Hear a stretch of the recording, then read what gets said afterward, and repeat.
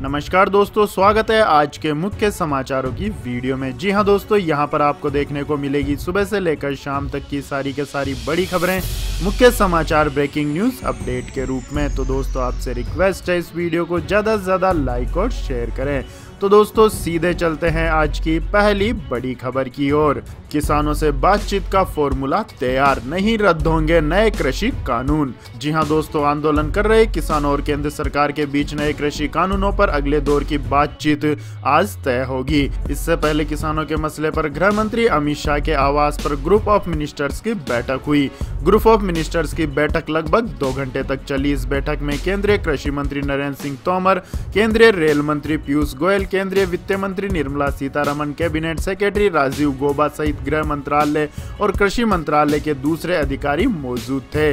बैठक के बाद केंद्रीय गृह मंत्री नरेंद्र सिंह तोमर ने बातचीत करते हुए कहा है कि आज किसानों के साथ जो बातचीत होगी उस पर उम्मीद है सरकार सकारात्मक कदम के साथ आगे बढ़ेगी, ऐसा हमें पूरा विश्वास है। वहीं सूत्रों का कहना है कि सरकार का किसानों से बातचीत का फॉर्मूला तैयार हो चुका है। कानूनों को रद्द नहीं किया जाएगा, बल्कि सरकार किसानों को प्रस्ताव देकर कानूनों पर किसानों के सुझाव मान सकती है। इसके बाद दोस्तों जानते हैं अगली बड़ी खबर। बीएमसी में कांग्रेस और एनसीपी को रास नहीं आ रहा, शिवसेना का तानाशाही रवैया। जी हां दोस्तों, महाराष्ट्र की सत्ता साथ साथ संभालने वाली शिवसेना, कांग्रेस और एनसीपी मुंबई महानगर पालिका में तालमेल नहीं बैठा पा रही है। बीएमसी में विपक्ष की भूमिका निभा रही कांग्रेस, एनसीपी एवं सपा जैसे दलों को शिवसेना का तानाशाही रवैया बिल्कुल रास नहीं आ रहा है।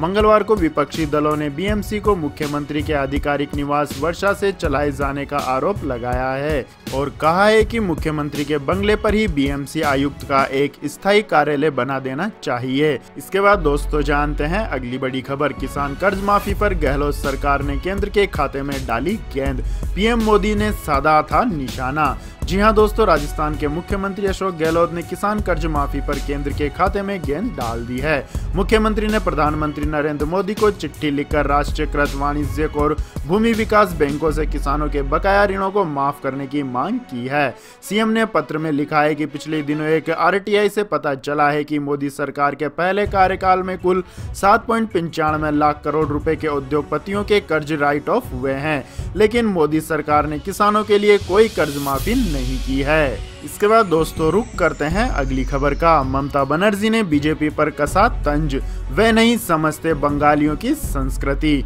जी हां दोस्तों, पश्चिम बंगाल चुनाव से पहले बीजेपी और तृणमूल कांग्रेस में तकरार जोरों पर है। पश्चिम बंगाल की मुख्यमंत्री ममता बनर्जी ने बोलपुर में रोड शो किया, जिसके बाद बीजेपी पर निशाना साधते हुए ममता बनर्जी ने कहा है कि बंगाल की सभ्यता के बारे में उन्हें कुछ भी पता नहीं। बीजेपी को यह भी पता नहीं है कि रविंद्रनाथ शांति निकेतन में पैदा हुए थे या नहीं। ममता बनर्जी ने कहा है कि वे लोग गांधी जी, विवेकानंद का सम्मान नहीं करते। आगे उन्होंने कहा है कि बीजेपी बंगालियों की संस्कृति नहीं समझती, वे धर्म के नाम पर विभाजन की राजनीति करते हैं। उन्होंने अमर्त्य सेन का भी अपमान करने की कोशिश की, वे बाहर के लोगों को लाकर विश्व भारती में दंगा करवाना चाहते हैं। ममता ने बीजेपी को चेतावनी दी कि जनता का अपमान किसी भी हाल में बर्दाश्त नहीं किया जाएगा। इसके बाद दोस्तों रुक करते हैं अगली बड़ी खबर का। राहुल गांधी ने विदेश से किया ट्वीट, बेरोजगारी को लेकर मोदी गवर्नमेंट पर साधा निशाना। जी हां दोस्तों, कांग्रेस सांसद और पूर्व अध्यक्ष राहुल गांधी इन दिनों नानी से मिलने इटली गए हैं, लेकिन इस बीच ट्विटर लगातार एक्टिव है। राहुल गांधी ने भारत में लोगों की नौकरियां जाने को लेकर ट्वीट किया और एक सर्वे की रिपोर्ट शेयर करते हुए कहा है कि नवंबर 2020 में भारत में 35 लाख लोगों की नौकरियां गई हैं। राहुल गांधी ने ट्विटर पर नौकरी को लेकर एक सर्वे के आंकड़े शेयर किए और लिखा, युवाओं पर बेरोजगारी की मार, जनता पर महंगाई का अत्याचार, किसानों पर मित्रों वाले कानूनों का वार, यही है मोदी सरकार। इसके बाद दोस्तों जानते हैं अगली बड़ी खबर। विदेश से लौटे 6 यात्रियों में मिला ब्रिटेन वाला कोरोना स्ट्रेन, स्वास्थ्य मंत्रालय ने बढ़ाई सतर्कता। जी हां दोस्तों, पिछले करीब 9 महीने से कोरोना के खिलाफ जंग लड़ रहे देश की चिंता और बढ़ सकती है। विदेश से लौटे 6 यात्रियों में ब्रिटेन वाला कोरोना स्ट्रेन मिला है। केंद्रीय स्वास्थ्य मंत्रालय के निर्देश पर इन सभी सभी यात्रियों को इलाज के लिए अलग अलग अस्पतालों में भर्ती करा दिया गया है। केंद्रीय स्वास्थ्य मंत्रालय के मुताबिक 25 नवंबर से 23 दिसंबर तक ब्रिटेन के विभिन्न शहरों के करीब 33,000 यात्री भारत पहुंचे। इन सभी यात्रियों को ट्रैक करके उनके RT-PCR टेस्ट किए गए। उनमें से 114 लोगों के कोरोना पॉजिटिव होने की पुष्टि हुई है। इन सभी के सैंपल को एडवांस जांच के लिए देश में बनी इंसाकोग की 10 लैब में भेजा गया। ये लैब कोलकाता, भुवनेश्वर, पुणे, हैदराबाद, बेंगलुरु और दिल्ली में बनी हुई है। इसके बाद दोस्तों जानते हैं अगली खबर। बीजेपी नेता एवं गुजरात के सांसद मनसुख वासवा ने पार्टी छोड़ी। जी हां दोस्तों, जनजातीय मामलों पर मुखर रहने वाले गुजरात से सांसद एवं पूर्व केंद्रीय मंत्री मनसुख वासवा ने मंगलवार को बीजेपी छोड़ दी है। मनसुख वासवा ने बीजेपी की सदस्यता से इस्तीफा देते हुए कहा है कि वह संसद के बजट सत्र के बाद लोकसभा की सदस्यता से भी इस्तीफा दे देंगे। अपने त्याग पत्र में मनसुख वासवा ने बीजेपी छोड़ने का खास कारण नहीं बताया, लेकिन सूत्रों का कहना है कि 2016 में केंद्रीय मंत्री पद से हटाए जाने के बाद से ही वह बीजेपी की नीतियों के आलोचक रहे हैं। भरूच से 6 बार सांसद रहे वासवा ने गुजरात बीजेपी अध्यक्ष RC पाटिल को लिखे पत्र में कहा है कि मैं इस्तीफा दे रहा हूं ताकि मेरी गलतियों के कारण पार्टी की छवि खराब ना हो। मैं पार्टी का वफादार कार्यकर्ता रहा हूं, इसलिए कृपया मुझे माफ कर दीजिए। इसके बाद दोस्तों जानते हैं अगली बड़ी खबर। बांग्लादेश नौसेना ने 5 जहाजों में 1700 रोहिंग्या शरणार्थियों को एकांत द्वीप पर भेजा। जी हां दोस्तों, बांग्लादेश की नौसेना ने मानवाधिकार समूह द्वारा चिंता जाहिर करने के बावजूद 5 जहाजों में मंगलवार को 1700 रोहिंग्या शरणार्थियों को दक्षिणी पोर्ट सिटी चिटगांव में किसी एकांत द्वीप पर ले जाया गया है। इस प्रक्रिया से जुड़े एक सरकारी अधिकारी ने नाम नहीं लेने की शर्त पर बताया है कि 3 घंटे की यात्रा पूरी करके इन शरणार्थियों को भाषण 4 आयरलैंड पहुंचाया जा रहा है। उन्होंने कहा है कि वे इस बारे में मीडिया से बात नहीं कर सकते। आपकी जानकारी के लिए बता दें दोस्तों, यह द्वीप 20 साल पहले ही अस्तित्व में आया था। इससे पहले यहाँ कोई आबादी नहीं थी।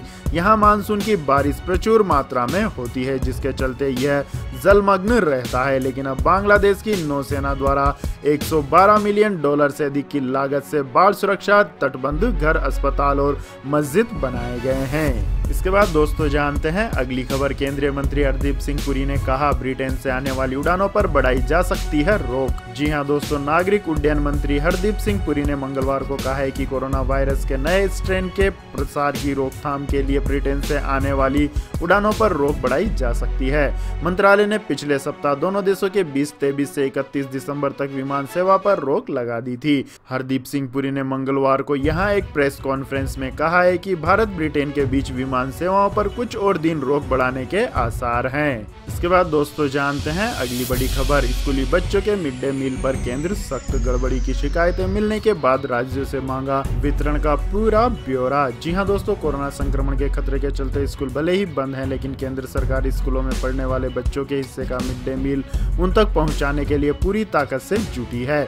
इसके चलते केंद्र ने हाल ही में सभी राज्यों से मिड डे मील के अब तक के विवरण का ब्यौरा मांगा है। साथ ही कहा है कि जब तक राज्य मिड डे मील के विवरण का ब्यौरा नहीं दे देते, तब तक उन्हें नए साल के लिए खाद्यान्न नहीं मिलेगा। इससे पहले भी केंद्र ने सभी राज्यों से अपने हिस्सों का खाद्यान्न समय पर उठाने के लिए कहा था, ताकि बच्चों को मिड डे मील समय पर मिल सके। साथ ही इसे उठाने की समय अवधि भी 31 दिसंबर तक बढ़ा दी थी। बावजूद इसके हाल ही में पंजाब, उत्तराखंड सहित कई राज्यों के अलग अलग हिस्सों से बच्चों को समय पर मिड डे मील नहीं मिलने की शिकायतों को केंद्र ने गंभीरता से लिया है। साथ ही राज्यों से इस संबंध में जानकारी मांगी है। मौजूदा समय में देश भर के करीब 11.59 करोड़ स्कूली बच्चे मिड डे मील योजना के तहत जुड़े हुए हैं। इसके बाद दोस्तों जानते हैं अगली बड़ी खबर। डोनाल्ड ट्रंप ने तिब्बत नीति को दी मंजूरी। चीन ने खारिज की दलाई लामा की चयन पॉलिसी। जी हां दोस्तों, तिब्बत में दलाई लामा चुनने की प्रक्रिया में चीनी सरकार की दखलंदाजी का कड़ा विरोध करते हुए अमेरिका ने वहां धार्मिक आजादी के समर्थन में नया कानून पारित किया है। चीन ने तिब्बत पर बने इस नए अमेरिकी कानून को खारिज कर दिया है। चीनी विदेश मंत्रालय ने सोमवार को एक बयान जारी कर कहा है कि उसने तिब्बत पर नए अमेरिकी कानून को सख्ती से खारिज कर दिया है। सप्ताहांत में राष्ट्रपति डोनाल्ड ट्रंप ने इस कानून पर हस्ताक्षर किए थे। चीनी विदेश मंत्रालय के सूचना विभाग के उप निदेशक चाओ लेन लिनजेंग ने सोमवार को एक नियमित मीडिया ब्रीफिंग में तिब्बत पर नए अमेरिकी कानून पर सख्त नाराजगी दिखाते हुए इसे मानने से इनकार कर दिया और कहा कि तिब्बत से संबंधित मुद्दे चीन के घरेलू मामले हैं। इसके बाद दोस्तों जानते हैं अगली बड़ी खबर। जनवरी में पूरे 16 दिन बैंक रहेंगे बंद, घर से निकलने से पहले जान ले लिस्ट। जी हाँ दोस्तों, अगर आप नए साल पर बैंकिंग से जुड़े किसी भी काम की प्लानिंग कर रहे हैं तो अपने जरूरी कामों को तुरंत निपटा लें, क्योंकि जनवरी 2021 में बैंक 16 दिन के लिए बंद रहेंगे। इसमें दूसरे और चौथे शनिवार के साथ 4 रविवार भी शामिल हैं। बैंक गणतंत्र दिवस यानी 26 जनवरी को बंद रहेंगे, जो कि जनवरी महीने के लिए एकमात्र नेशनल हॉलीडे है। इसके अलावा दोस्तों बैंक किन किन दिन बंद रहेंगे इसकी पूरी लिस्ट हमने इस वीडियो के डिस्क्रिप्शन में दी हुई है, जिसे देख करके आप अपने महीने भर का बैंकिंग शेड्यूल बना सकते हैं। इसके बाद दोस्तों जान लेते हैं आज के मौसम अपडेट्स। तो दोस्तों शीतलहर के बीच मौसम विभाग ने रेड और ऑरेंज अलर्ट किया जारी। जी हाँ दोस्तों, उत्तर भारत का मौसम तेजी से बदल रहा है। नया साल आने में 2 दिन बाकी हैं। इस बीच मौसम विभाग ने इसी दौरान उत्तर भारत में शीतलहर चलने के साथ दिल्ली एनसीआर के लिए ऑरेंज और पंजाब के लिए रेड अलर्ट जारी किया है। विभाग के मुताबिक सर्दी के तीखे तेवरों से फिलहाल राहत के आसार नहीं है। भारतीय मौसम विभाग ने अगले 3 दिन तक उत्तर प्रदेश में और 2 दिन तक राजस्थान के कुछ हिस्सों में घना कोहरा छाए रहने की संभावना जताई है। आईएमडी ने अपने ताज़ा बुलेटिन में यह भी कहा है कि उत्तर प्रदेश में शीतलहर की स्थिति अलग अलग रहेगी। वहीं 30 और 31 दिसंबर यानी साल के आखिरी 2 दिन में बिहार, झारखंड, उड़ीसा और पश्चिम बंगाल के बांकुरा, बीरभूम, बर्धमान, हुगली और हावड़ा जिलों में शीतलहर चलने की भविष्यवाणी की गई है। इसके बाद दोस्तों जान लेते हैं आज के पेट्रोल और डीजल के दाम। तो दोस्तों पेट्रोल डीजल की कीमतों में आज लगातार 22वें दिन भी कोई बदलाव नहीं हुआ है, जिसके चलते देश की राजधानी दिल्ली में 1 लीटर पेट्रोल का दाम 83 रुपए 71 पैसे और 1 लीटर डीजल का दाम 73 रुपए 87 पैसे अपने पूर्ववर्ती दामों पर ही बना हुआ है। इसके बाद दोस्तों जान लेते हैं आज के सोने और चांदी के भाव। तो दोस्तों सप्ताह के दूसरे कारोबारी सत्र में भी सोने चांदी की कीमतों में तेजी आई है, जिससे दिल्ली सराफा बाजार में 10 ग्राम सोना 39 रुपए की मामूली बढ़त के साथ 49,610 रुपए प्रति 10 ग्राम पर बिक रहा है। वहीं बात करें चांदी की, तो चांदी भी आज मामूली 36 रुपए की बढ़त के साथ 68,156 रुपए प्रति किलोग्राम पर बिक रही है। इसके बाद दोस्तों जान लेते हैं अगली बड़ी खबर। भारत के खिलाफ ऑस्ट्रेलिया को दोहरा झटका, हार के बाद आईसीसी ने भी दी सजा।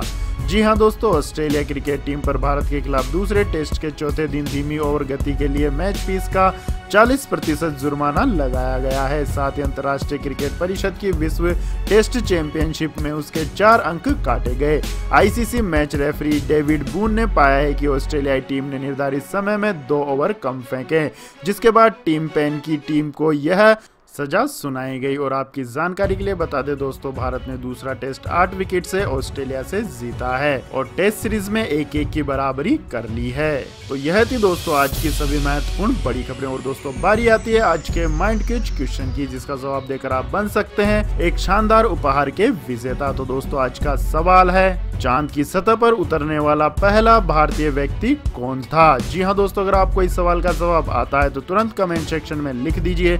इस वीडियो को लाइक कीजिए, शेयर कीजिए और हमारे चैनल को सब्सक्राइब करके बेल आइकन का बटन भी दबा लें। धन्यवाद। जय हिंद, जय भारत, वंदे मातरम।